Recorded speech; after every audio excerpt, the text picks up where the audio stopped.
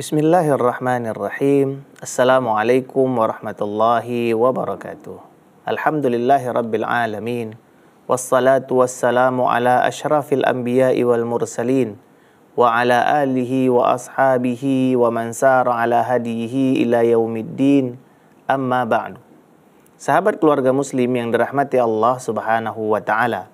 Alhamdulillah kita kembali memuja dan memuji Allah subhanahu wa ta'ala Jalla Jalaluhu, hingga sampai saat ini Allah subhanahu wa ta'ala masih memudahkan kita menjalankan aktivitas ibadah kita sehari-hari dalam rangka melaksanakan perintah Allah dan meninggalkan larangan-larangan Allah subhanahu wa ta'ala.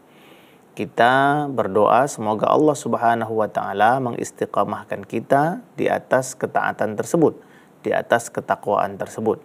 Karena yang terpenting dari iman dan takwa yang kita lakukan itu adalah istiqamah, tetap kita di sana sampai kita meninggal dunia. Di mana Allah Subhanahu wa taala di dalam Al-Qur'anil Karim mengingatkan kita, ya ayyuhalladzina amanu taqullaha haqqa tuqatih wa la tamutunna illa wa antum muslimun. Wahai orang-orang yang beriman, bertakwalah kalian kepada Allah dengan sebenar-benar ketakwaan. Dan janganlah kalian mati kecuali dalam keadaan beriman kepada Allah subhanahu wa ta'ala. Kita memang tidak tahu kapan kita akan mati, kapan kita akan meninggal dunia. Tapi kita bisa berupaya untuk tetap istiqamah di atas keimanan, keislaman. Sampai kapanpun ajal itu datang menjemput, kita tetap berada di atasnya. Sahabat keluarga muslim yang dirahmati Allah subhanahu wa ta'ala. Alhamdulillah kembali kita melanjutkan pembahasan kita dalam kitab Arba'una Hadisan Fit Tarbiyati wal Manhaj. Kitab yang membahas tentang 40 hadis yang berbicara tentang tarbiyah, tentang pendidikan diri, pendidikan kaum muslimin, pendidikan orang-orang Islam, dan bagaimana manhaj seorang muslim. Alhamdulillah di hari ini kita memasuki hadis yang ke-20 dari kitab ini. Hadis yang diriwayatkan oleh Al-Imam Al-Bukhari dan riwayat lain dikeluarkan oleh Al-Imam An-Nasa'i rahimahumallah rahmatan wasi'ah dari sahabat Nabi Mus'ab ibnu Sa'ad. Beliau mengatakan, Ra'a Sa'dun radhiyallahu anhu anna lahu fadlan ala man dunahu. Faqala Rasulullah sallallahu alaihi wasallam, hal tunsaruna wa turzaquna illa bidu'afaikum. Wa fi riwayatin innama yansurullahu hadhil ummah bidha'ifiha bida'watihim wa salatihim wa ikhlasihim. Mus'ab ibnu Sa'ad mengatakan bahwa Sa'ad ibnu Abil Waqqas radhiyallahu anhu memandang bahwa dirinya memiliki keutamaan dibandingkan yang lainnya. Maka Rasulullah sallallahu alaihi wasallam bersabda, tidakkah kalian tahu bahwa kalian itu dimenangkan, diberi rezeki itu karena orang-orang yang lemah di antara kalian. Dalam riwayat lain, ya, bahwa Nabi sallallahu alaihi wasallam bersabda, innama yansurullah, sesungguhnya Allah subhanahu wa ta'ala menolong atau memenangkan umat ini hanya karena bidha'ifiha, karena orang-orang yang lemah di antara mereka.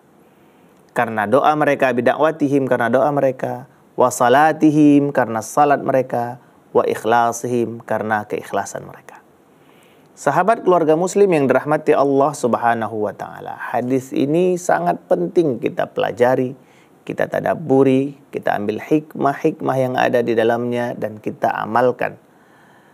Di dalam hadis ini memiliki banyak sekali pelajaran yang bisa kita ambil. Bahwa yang pertama, Allah subhanahu wa ta'ala, ya, dengan kehendaknya, dia menciptakan segala sesuatu. Dia menciptakan keadaan seseorang itu miskin dan kaya, kuat dan lemah. Supaya apa? Supaya mereka di dalam menjalani itu semua ada rasa syukur dan ada rasa sabar. Untuk menguji mereka. Allah tabaraka wa ta'ala berfirman, alladzi khalaqal mauta wal hayata linabluwakum ayyukum ahsanu amala. Allah yang menciptakan kematian dan kehidupan supaya menguji kalian siapa yang paling baik amalnya. Allah menciptakan kehidupan. Ya, segala bentuk kenikmatan itu adalah ungkapan daripada kehidupan. Segala bentuk kenikmatan ini ungkapan daripada kehidupan. Begitu juga sebaliknya, rasa sakit, musibah, bencana, kefakiran, kelemahan dan lain sebagainya itu adalah bentuk ya musibah atau puncaknya adalah kematian. Allah ciptakan itu semua, kehidupan dan segala bentuk yang mengikutinya, atau kematian dan segala sesuatu yang berada di belakangnya itu, Allah ciptakan itu semua sebagai ujian. Untuk membuktikan siapa di antara kalian yang paling bagus amalnya. Linabluwakum ayyukum ahsanu amala. Jadi kekayaan yang kita miliki, kekuatan fisik yang kita miliki, itu semua juga bernilai ujian di sisi Allah. Begitu juga sebaliknya, kemiskinan yang kita alami, musibah-musibah yang datang menimpa kita, itu semua adalah ujian. Allah ingin lihat siapa di antara kita yang paling bagus amalnya di dalam menikmati kenikmatan dan bersyukur atasnya, atau di dalam menjalani musibah dan penderitaan dan bersabar di atasnya.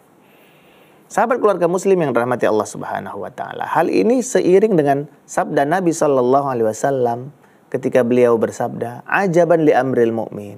Sungguh menakjubkan urusan setiap muslim. Inna amrahu kulluhu khair, karena semua urusannya itu adalah kebaikan. Idza asabathu syarra syakara fadzalika khairul lah, wa idza asabathu dharra sabara fadzalika khairul lah. Sungguh menakjubkan urusan orang mukmin, karena setiap aktivitasnya, setiap apa yang dialaminya adalah kebaikan. Apabila dia mendapatkan nikmat, maka itu adalah kebaikan. Jika dia bersyukur, dia mendapat nikmat dan dia bersyukur, maka itu kebaikan. Jika dia mendapat musibah dan dia bersabar, maka itu adalah kebaikan. Ya, seperti itu. Jadi apapun yang Allah takdirkan untuk kita, itu semua adalah kebaikan. Hanya saja dalam pandangan mata kita, ini sesuatu yang menyakitkan. Sakit karena kita mendapatkan penyakit. Sakit karena kita mungkin mengalami kemiskinan, kefakiran, dan lain sebagainya. Sahabat keluarga muslim yang dirahmati Allah Subhanahu wa taala, ini penting untuk ditanamkan dan difahami oleh setiap muslim. Dan ini bahagian daripada iman. Ingat ketika kita belajar tentang rukun iman, di sana ada rukun iman yang terakhir itu beriman terhadap takdir Allah. Baik itu takdir yang baik atau takdir yang buruk. Baik menurut kita, ya, atau buruk menurut kita. Tapi di sisi Allah semua itu baik. Karena nikmat akan menjadi baik jika kita mensyukurinya. Musibah akan menjadi baik jika kita bersabar di atasnya. Allah tabaraka wa ta'ala berfirman ya, tentang orang-orang yang bersabar di atas musibah ini. Wala nabluwannakum bisyai'im minal khawfi wal ju' wa naqsim minal amwali wal anfusi wath thamarat wa basyiris sabirin. Kami telah menguji manusia dengan sedikit. Nah, ujian itu sedikit sebenarnya. Bisyai'in minal khawf, dari rasa takut. Wal ju', rasa lapar. Wa naqsim minal amwal wal anfus, kehilangan harta, kekurangan harta ataupun kehilangan jiwa. Was samarat, begitu juga dengan buah-buahan yang mungkin gagal panen. Wa basyiris sabirin, beritakan kabar gembira untuk orang yang bersabar. Artinya orang-orang yang ditimpa musibah dengan rasa takut, kehilangan harta, kehilangan nyawa, ya, buah-buahan dan lain sebagainya, ketika mereka bersabar, berikan kabar gembira kepada mereka.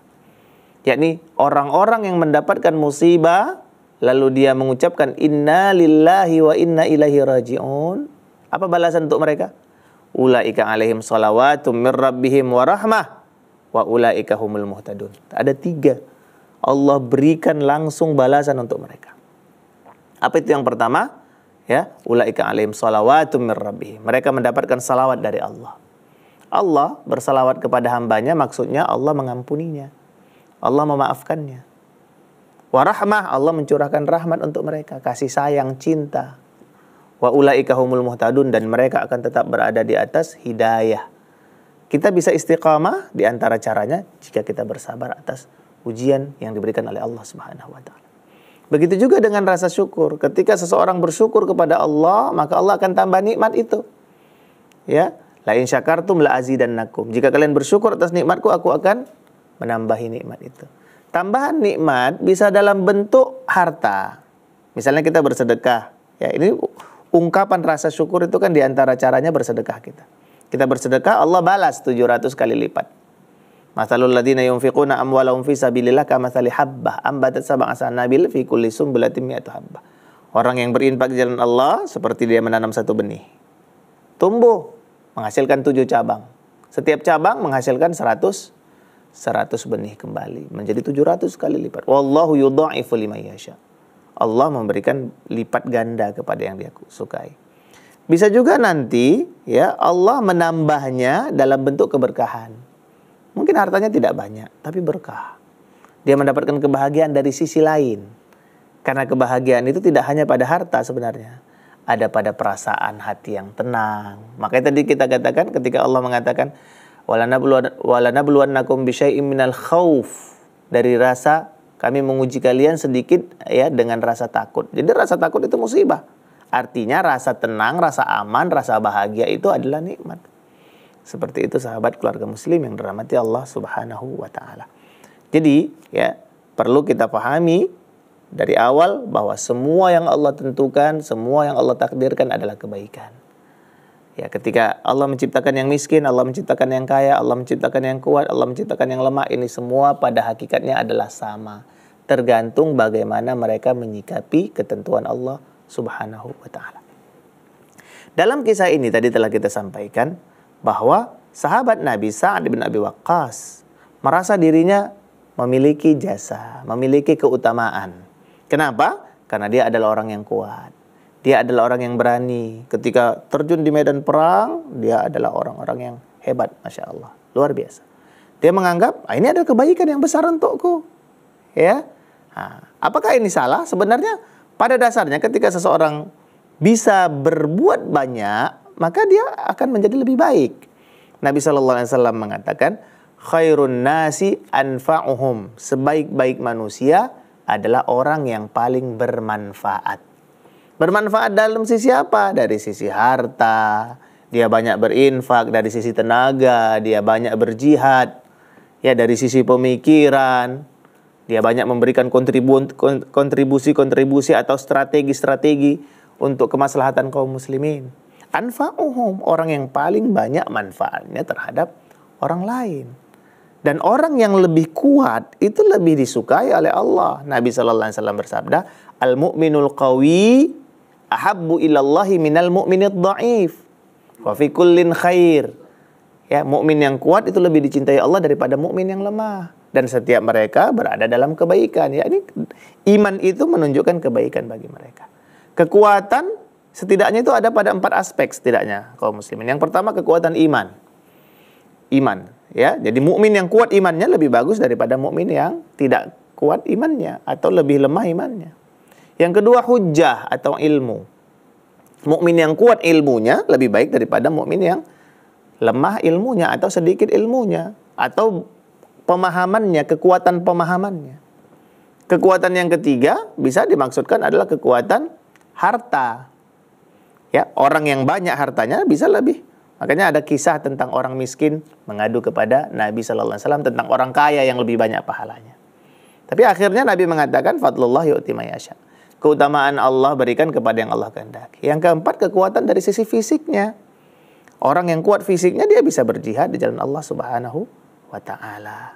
Jadi pada dasarnya apa yang difikirkan oleh Sa'ad tentang kekuatan dan kontribusinya itu tidaklah salah karena orang yang kuat lebih baik daripada yang lemah. Orang yang banyak berjihad lebih baik daripada yang sedikit berjihad. Tapi Nabi SAW ingin menanamkan satu pemahaman, satu ketawaduan ke dalam hati para sahabatnya dan seluruh kaum muslimin.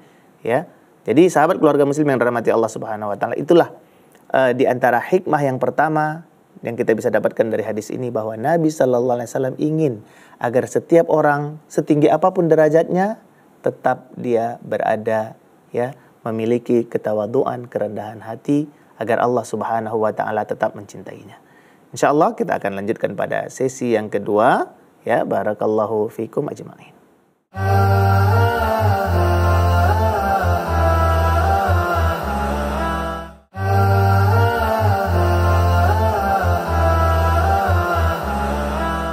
Sahabat keluarga muslim yang dirahmati Allah Subhanahu wa taala, alhamdulillah kita kembali lagi di sesi kedua dari pembahasan kita, ya, hadis yang ke-20 dari kitab Arba'una Haditsan fit Tarbiyati wal Manhaj.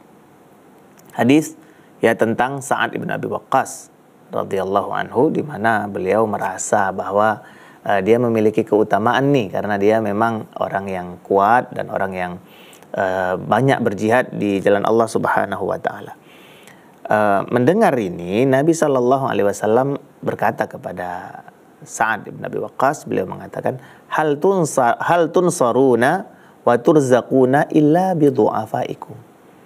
Tidakkah kalian itu ditolong atau diberikan rezeki itu karena orang-orang miskin yang berada, orang-orang lemah yang berada di sisi kalian. Kalian bisa menang di medan jihad itu karena ada orang-orang miskin, ada orang-orang lemah. Kalian mendapatkan rezeki itu karena ada orang-orang miskin, gitu. Kalian mendapat rezeki itu supaya Allah Subhanahu wa taala ingin supaya rezeki itu dari kalian berikan kepada orang-orang miskin tadi. Kalian menjadi keran penyalur untuk ya orang-orang miskin. Kalian orang yang kuat, ya. Itu Allah buat kalian kuat. Allah ciptakan kalian sebagai orang yang kuat supaya kalian menolong yang lemah. Supaya kalian perang dan akhirnya kalian menang dan tertolonglah juga orang-orang yang lemah. Dan orang-orang yang lemah ini sebenarnya ingin juga berjihad seperti kalian. Hanya saja karena mereka lemah, ya. Tapi bisa saja ketika kalian berperang, mereka mengangkat tangan ke langit lalu mereka berdoa, "Ya Allah, tolonglah para mujahidin." Jadi Nabi ingin menyampaikan pesan tersirat kepada Sa'ad bin Abi Waqqas dan kita semua bahwa apapun pencapaian kita itu bisa saja di sana ada peran orang-orang yang mungkin tidak dianggap. Supaya apa? Supaya kita tidak jumawa, supaya kita tidak sombong, supaya kita tidak angkuh, dan supaya kita memperhatikan orang-orang yang ada di sekitar kita, tidak meremehkan mereka, tidak merendahkan mereka. Bisa saja karena mereka kita menang. Seperti itu. Jadi sahabat keluarga muslim yang dirahmati Allah Subhanahu wa taala. Di sini juga kita mendapat pelajaran dari Nabi sallallahu alaihi wasallam bahwa Islam menginginkan bahwa setiap orang muslim itu memiliki keterkaitan hubungan secara emosional terhadap saudara-saudaranya tanpa memandang keadaan mereka. Orang-orang yang kuat, mereka berharap dari ya doanya orang-orang yang lemah. Orang-orang yang kaya harusnya dia hatinya terpaut kepada orang-orang yang miskin. Begitulah seterusnya. Sehingga jika ada keterkaitan ini, hubungan ini, maka mereka tidak akan saling mencela, tidak akan saling menghina, tidak akan saling merendahkan. Dan mereka akan memiliki kecintaan satu sama lainnya. Ya, dan merasa bergantung kepada satu dengan yang lainnya. Tentunya setelah mereka bergantung hanya kepada Allah Subhanahu wa taala. Seperti itu. Tidak merasa paling hebat, tidak merasa paling pintar, tidak merasa paling kuat dan seterusnya. Dia memperhatikan keadaan orang-orang yang berada di sekitarnya.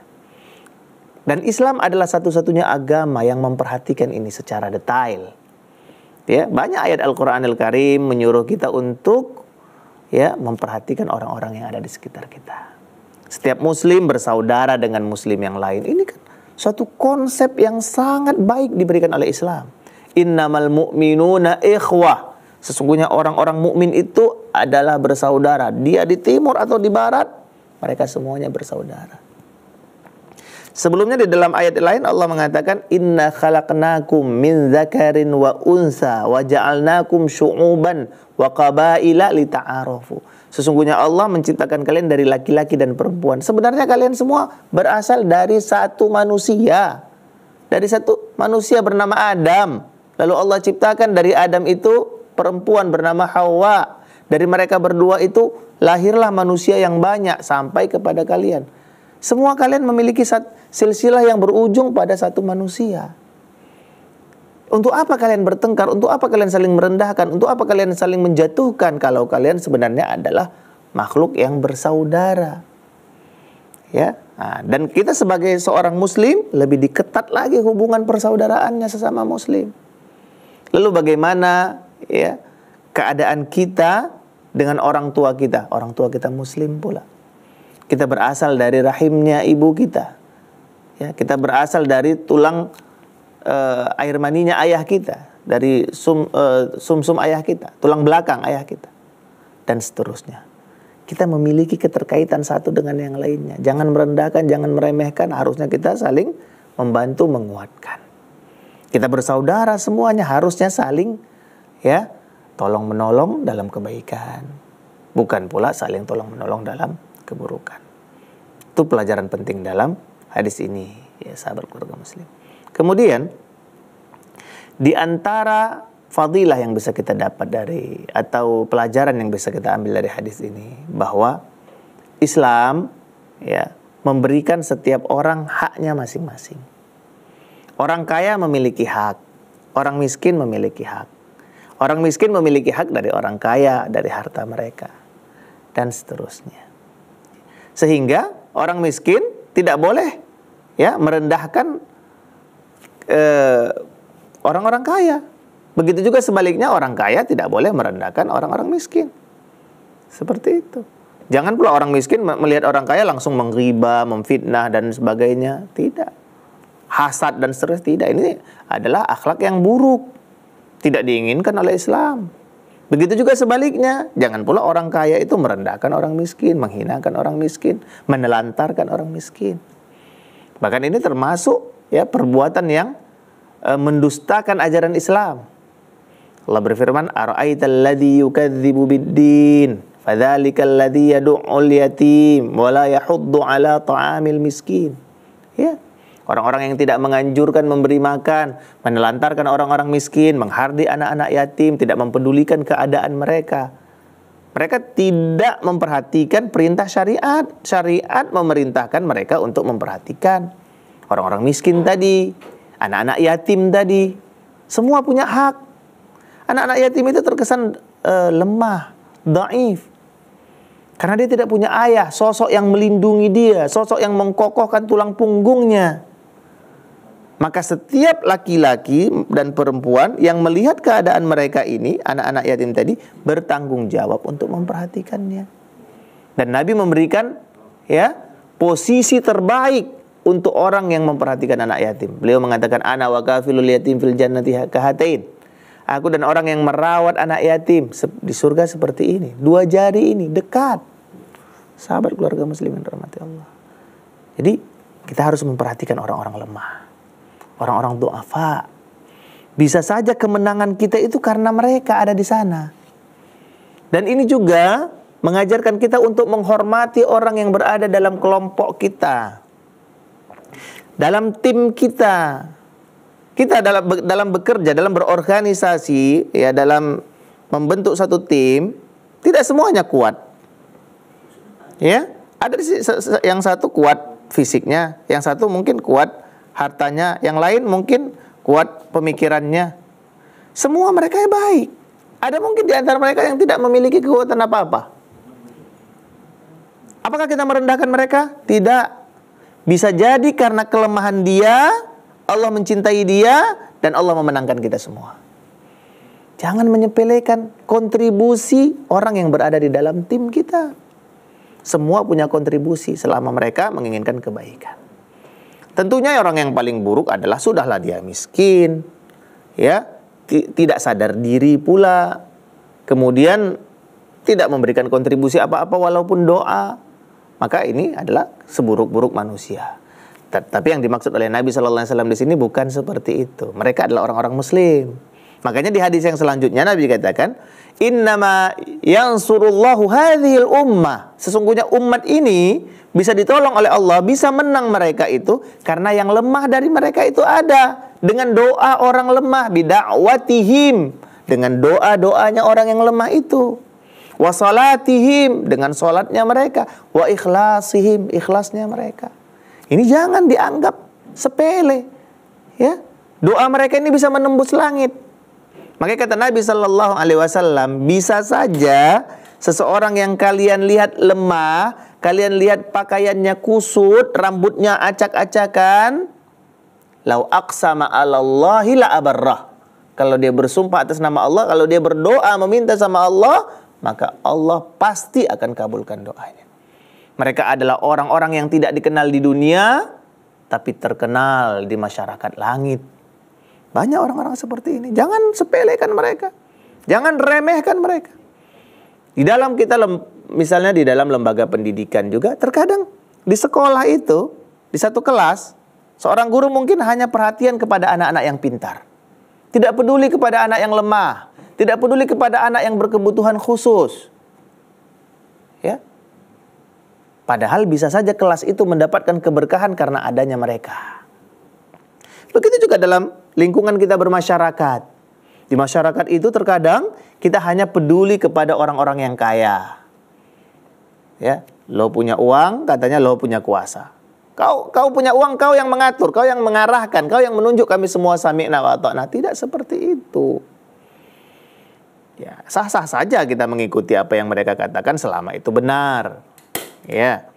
Tapi jangan karena adanya orang kaya lalu orang-orang miskin tadi tidak dipedulikan, tidak diperhatikan.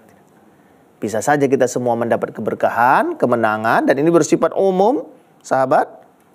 Itu karena orang-orang yang lemah. Orang-orang yang lemah tentunya yang beriman kepada Allah Subhanahu wa taala dengan doa mereka, dengan sholat mereka, dengan keikhlasan mereka. Itulah senjata terbesar yang mereka miliki. Dan ketika kita mengalami posisi berada di bawah, apakah sikap kita acuh tak acuh? Karena saya tidak kuat, ya sudah saya duduk saja, saya tidur saja. Tidak. Tetap kita harus punya kontribusi.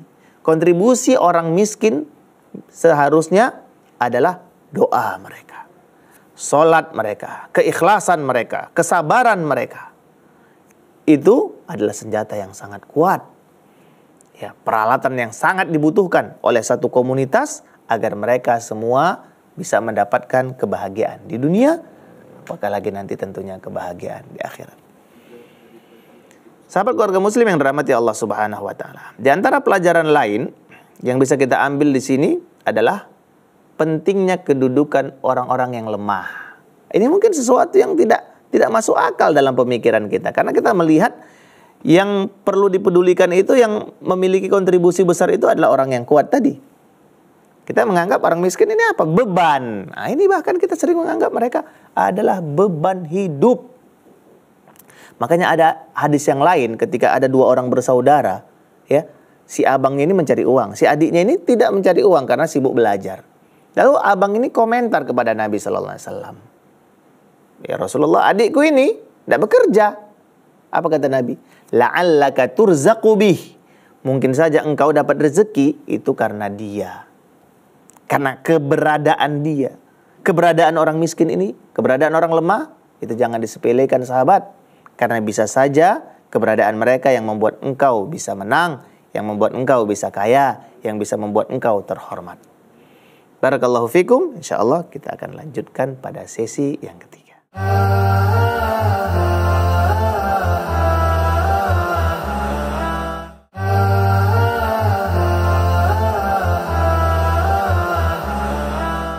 Sahabat keluarga muslim yang dirahmati Allah Subhanahu wa taala. Alhamdulillah, kembali kita melanjutkan pembahasan kita dalam kitab Arba'una Hadisan Fit Tarbiyati wal Manhaj. Hadis yang ke-20, ya, kita sedang mempelajari hadis tentang Sa'ad bin Abi Waqqas, di mana beliau itu merasa dirinya memiliki jasa yang besar dibandingkan yang lainnya, terkhusus di dalam masalah berjihad, karena memang beliau memiliki kekuatan yang bagus, ya, di dalam peperangan-peperangan.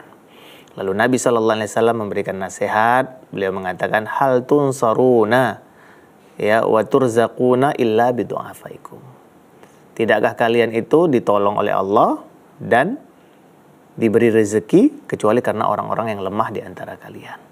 Nah, di sini, ya, banyak memberikan faedah yang kita sebutkan tadi, bahwa di antaranya tadi terakhir, azimu sya'ni ad-du'afa'i wal hadru, ya, wal hadru min izdiraihim wa ihmali sya'nihim. Yani bagaimana kita memperhatikan keadaan orang-orang yang lemah di antara kita, dan ancaman atau larangan untuk menyepelekan mereka, menganggap mereka tidak ada, menganggap kontribusi mereka tidak berarti, seperti itu. Kemudian pelajaran yang lain yang bisa kita ambil adalah bahwa sabar, anna sabra 'alal aqdar wa ihtisabil hali min asbabil ikhlasi wa qabulid doa.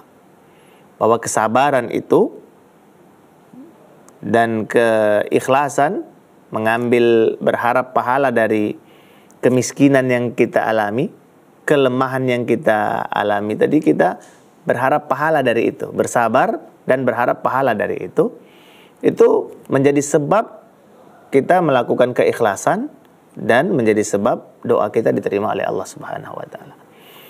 Jadi tadi di riwayat yang disampaikan oleh Imam An-Nasai bahwa Nabi mengatakan innama yansurullah, sesungguhnya Allah menolong umat ini, hadhil ummah bidha'ifiha, karena orang-orang lemah di antara mereka. Ada apa dengan orang lemah ini? Karena mereka berdoa, mereka sholat, mereka ikhlas. Mereka berdoa kepada Allah, mereka melaksanakan sholat, mereka ikhlas dalam melaksanakan ibadah-ibadah mereka. Dan yang terpenting mereka sabar di dalam menjalani kefakiran mereka, kelemahan mereka, ketidakmampuan mereka. Mereka itu sabar menghadapi itu semua. Ya, ingin mereka sebenarnya ikut berjihad, ingin mereka sebenarnya berada di saf-saf pertama, ingin sebenarnya mereka seperti orang-orang kaya bisa bersedekah, bisa menyediakan alat-alat peperangan, tapi mereka tidak memiliki itu. Ya, orang-orang seperti ini dengan keikhlasan mereka, dengan kejujuran mereka, ketika mereka mengangkat tangan mereka ke langit, maka Allah Subhanahu wa taala tidak membiarkan tangan itu turun kecuali Dia akan mengabulkan apa yang mereka minta. Nah, jadi perlu kita memperhatikan di dalam tim kita, di dalam kelompok masyarakat kita, di dalam pasukan-pasukan kaum muslimin, orang-orang yang lemah. Jangan dianggap mereka sebagai beban. Ya, nah, jadikanlah mereka sebagai tameng, sebagai bahagian dari yang mendoakan kita kepada Allah Subhanahu wa taala. Karena jika mereka jujur, jika mereka ikhlas, jika mereka sabar, jika mereka taat kepada Allah, maka mereka adalah senjata yang terbesar yang kita miliki setelah kita memiliki alat-alat tempur tadi.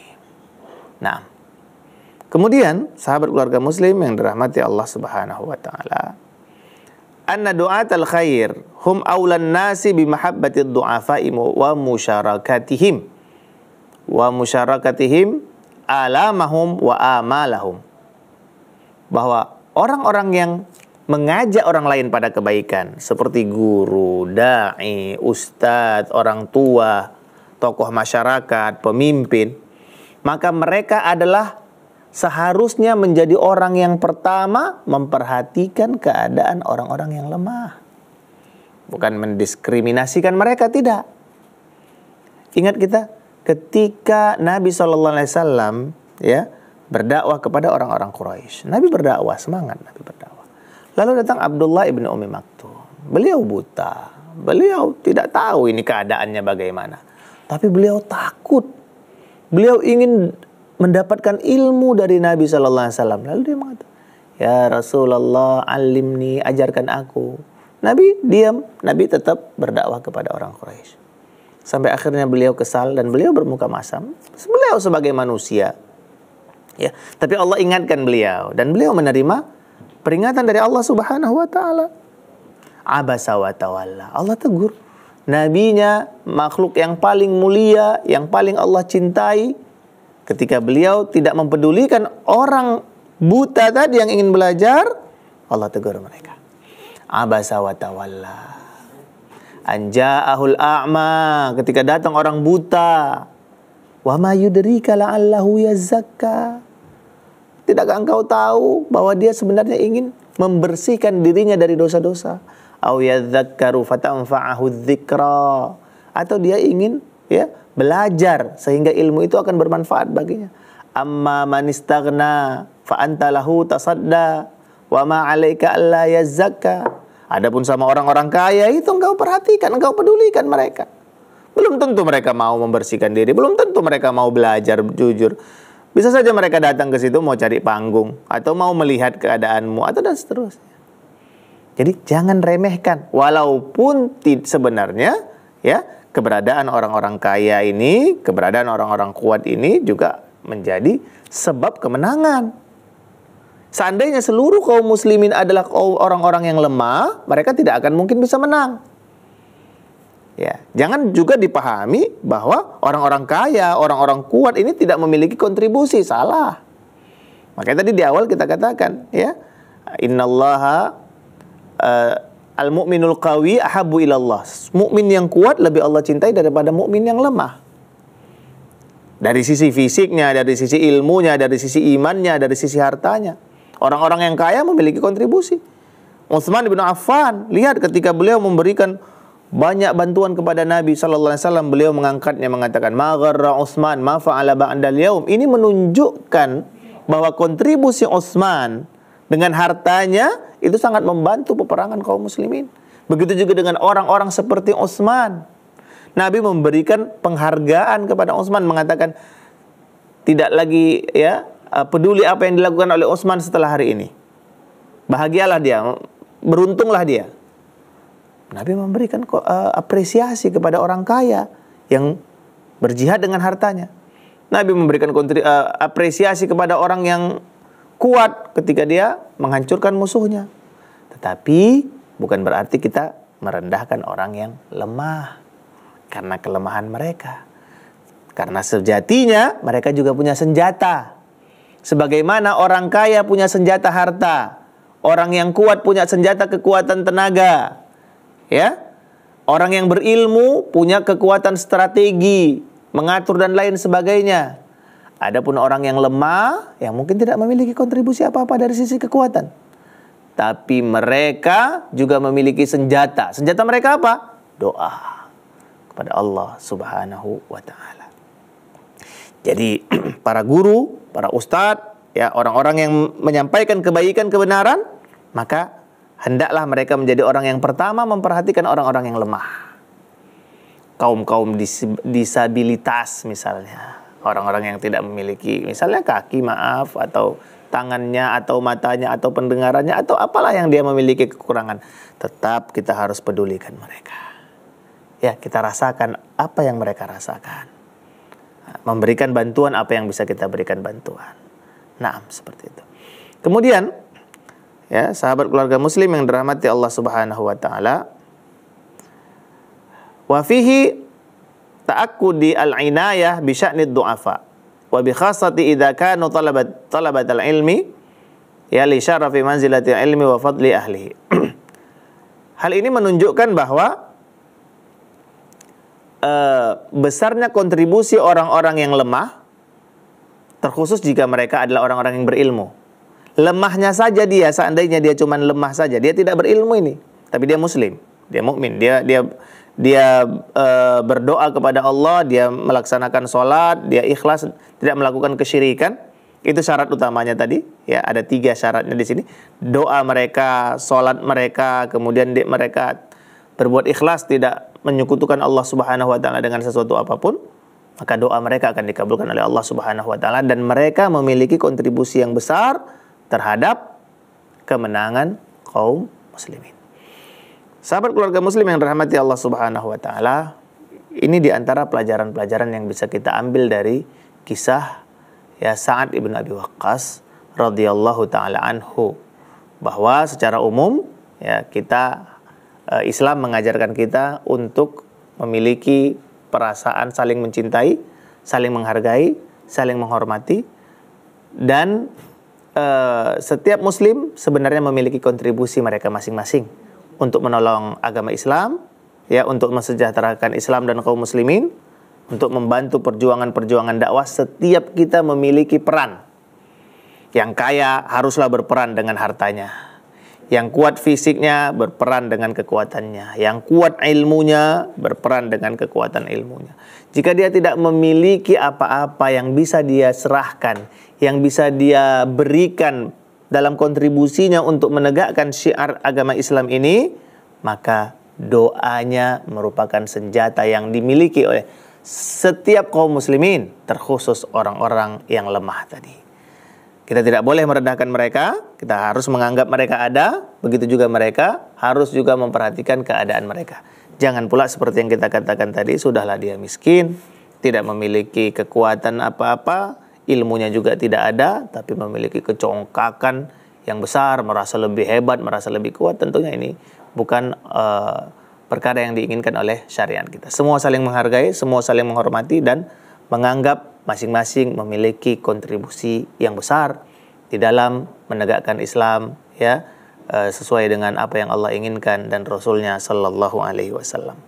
Sahabat keluarga muslim yang dirahmati Allah, kita berdoa semoga kita dapat memahami hadis ini dengan baik dan dapat mengamalkannya sehingga dalam kehidupan kita sehari-hari, ya, di dalam kita berdakwah, kita sebagai seorang guru, sebagai orang tua, sebagai ustadz, sebagai tokoh masyarakat, sebagai pemimpin, bisa mengamalkan hadis ini dengan memperhatikan keadaan orang-orang yang lemah yang berada di sekitar kita.